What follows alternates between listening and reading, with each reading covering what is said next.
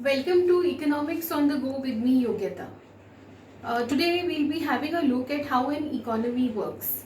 So before we understand how an economy works, we need to understand what is an economy. So when I say what is an economy, it is somewhere where we are dealing with making of goods and services and also with trading of goods and services. So when I'm talking about making of goods, making of services and trading, which is buying and selling of goods and services, somewhere I am talking about production, consumption and distribution of goods and services. Okay, so when we look at an economy, we have to look at these various functions of an economy. So usually we divide it into micro and macroeconomic variables, which we can see at a later time, because if you're reading something you might not come across these direct words. Okay, so the whole understanding of how an economy works would somewhere revolve around how does this production, distribution and consumption and exchange of goods happens. Okay, now there are various economic agents that use all these. So we have agents like individuals, you and I, who buy things. We have organizations who buy things. We have business houses that buy and sell things. And then we of course have the government that buys things. So when we put all this together, they are our economic agents who are usually buying things and selling things. In economics, we call it the components of aggregate demand. So this is a macroeconomic variable called aggregate demand. So basically these are the agents who help in running the economy. That is one aspect. Okay. Now the other aspect is to understand what are the factors that would be affecting an economy. So in order to understand factors, we can just list it down to a few, like values. So what are the value systems that a country has? Okay. Now we talk about business ethics, we talk about values in business, being honest, doing your business in a very transparent way, being accountable, responsible. Yes, those are universal values which would be a part of all business systems. However, value systems vary from country to country. Some of them, for example, a small example which we can give is giving a gift to a client. Okay, now in countries like America, that would be considered a bribe. But if it is some other economy like Japan or Korea, I think it is expected of you to give a gift to the client. Now this is a value system. Okay, now what are the other values in which you prevail is another way of looking at one factor on what kind of an economy you can have. The other things that could be is what is the culture of a particular country. Now if your culture is very conservative, okay, where you are not very open minded, then you will have a different kind of an economy. But if you have a culture which is very open minded, you can have a different kind of an economy, including the goods and services that are being produced.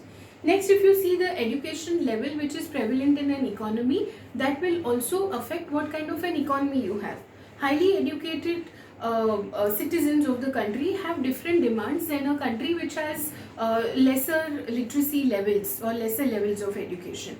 Similarly, what is the history of a particular country? What is the history that they have belonged to? Have they been traders? Have they been customers always? Or have they been manufacturing something? What is the background of the country? What is the history of the country? At the same time, what is the geography of the country? When I talk about geography, I am talking about the physical location. I am also talking about the topography of the land. I am talking about the relief features. I am talking about the natural resources which are available in the country. So these would also define what kind of an economy a country can have. Along with it, it is so important to see what kind of a society you have. When I say society, I am asking about what is the structure of your society. So do you have a society which is really very social and mingling with one another? Do you have a more closed kind of a society?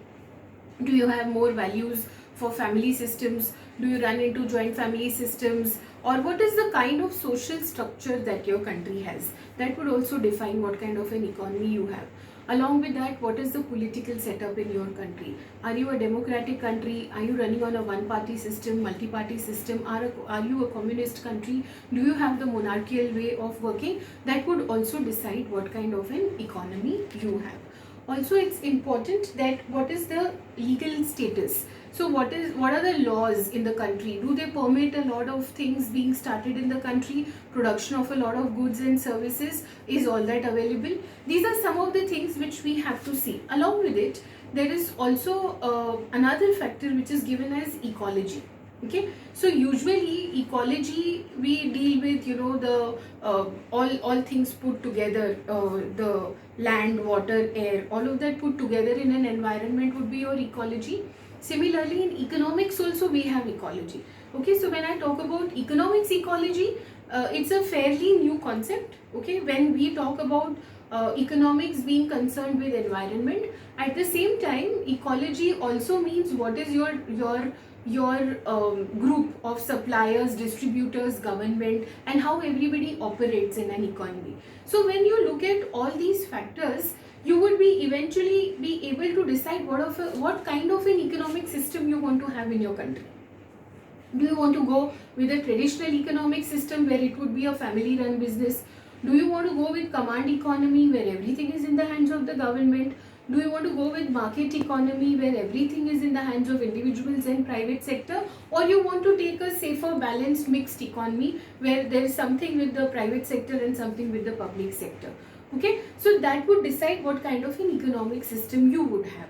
And once you have chosen any type of an economic system, you would ultimately be answering the three important basic questions of economics, the three basic problems of economics: what to produce, how to produce, and for whom to produce, no matter what is the type of economic system you have. Okay, now this entirely, all these factors which we have discussed would help in the working of an economy.